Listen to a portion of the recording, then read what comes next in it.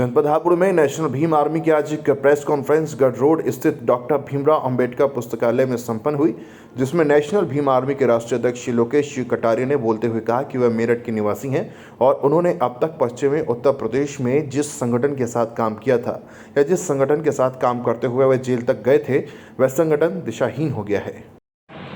भारतीय संविधान को देने वाले 5,500 साल की गुलामी से छुटकारा दिलाने वाले महान बुद्धिस्ट भारत रत्न बाबा साहब डॉक्टर भीमराव अम्बेडकर जी को नमन करता हूँ और आप सभी का स्वागत करता हूँ। मुझे खुशी है, मेरा छोटा भाई लोग कटारिया जी ने हमारी पहली मुलाकात है, अच्छी मोहब्बत है, आज फिर अपनी सरजमी पाए हैं। एक बार मैं चाहता हूँ कि इनके स्वागत में तालियां बताइए। हमारे युवा अपने संघर्ष के लिए, लड़ाई के लिए बाहर निकल रहे हैं। बाहर निकलना चाहिए, क्योंकि जब तक हम घर से बाहर नहीं निकलते तब तो कुछ मिलेगा नहीं। रोटी घर में जल्दी बनेंगी जब मजदूरी में जाओगे आप।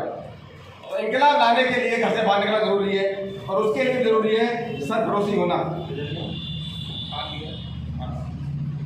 उस सरफरोशी की लड़ाई को लड़ने के लिए, उस इंकलाब को लाने के लिए, उस मिशन को आगे बढ़ाने के लिए, बाबा साहब के परचम को फैलाने के लिए और फिर यूपी में अपनी सरकार लाने के लिए हम सब इकट्ठा है और हम चाहते हैं कि इस संघर्ष को हम जायज़ नहीं जाने देंगे। लेकिन ये जब भी संभव है जब हम निष्पक्ष निष्भाव से अपने लोगों को जोड़कर रखें। अगर घर में 4 भाई और 4 अलग चले जाएं और कई कम से हम एकत्रित संगठित हैं तो कहना एक बेईमानी होगी। हम बेशक कितने झंडे लें, कितने संगठन बनाएं, लेकिन गुजारिश यही है कि समाज के बीच लड़ाई हो, समाज का अत्याचार हो और समाज के मान सम्मान की बात हो, सरकार लाने की बात हो, तब हमें गुजारा होना चाहिए। ये गुजारिश बात नहीं करनी। नेशनल भीम आर्मी द्वारा एक प्रेस कॉन्फ्रेंस रखी गई है जी। आपका क्या नाम है और इसका क्या मकसद है? देखो, मेरा नाम लोकेश कटारिया है। इस नेशनल भीम आर्मी का मैं राष्ट्रीय अध्यक्ष हूँ और ये हम लोगों ने ही मिलकर बनाई है और मैं रहने वाला मेरठ ज़िले का हूँ और हम लोग काफ़ी समय से मिलकर काम कर रहे थे पश्चिमी उत्तर प्रदेश के अंदर। और नेशनल भीम आर्मी बनाने का मेन उद्देश्य ये है कि जो पहले जिस संगठन के साथ हम लोग काम कर रहे थे वो संगठन अपनी दिशा निर्देश भटक चुका था। इसी वजह से हम लोगों ने जेल भी काटे, मुकदमे भी झेले, लेकिन कुछ स्वार्थी लोगों ने अपनी राजनीति चमकाने के लिए न जाने समाज के कितने बच्चों का भविष्य खराब कर दिया, जिस वजह से हमारे समाज के 2 टुकड़े हो चुके हैं। इसी वजह से नेशनल भीम आर्मी बनाई गई।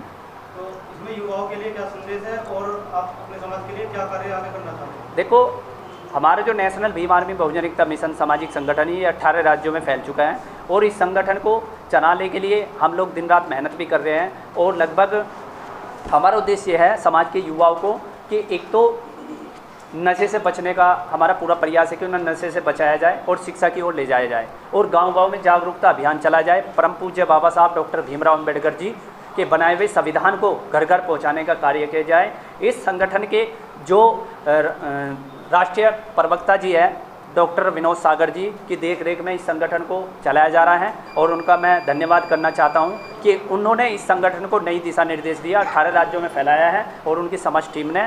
दूसरा ये कि जिस तरीके से हमारे समाज के युवाओं को बहला फुसलाकर आंदोलनों के नाम पर दंगे की आग में धकेल दिया जाता है, क्योंकि बाबा साहब ने ये कहा था कि मैं चाहता हूँ कि हमारे समाज के बच्चों के हाथों में कलम हो, ना कि हाथों में हथियार हो।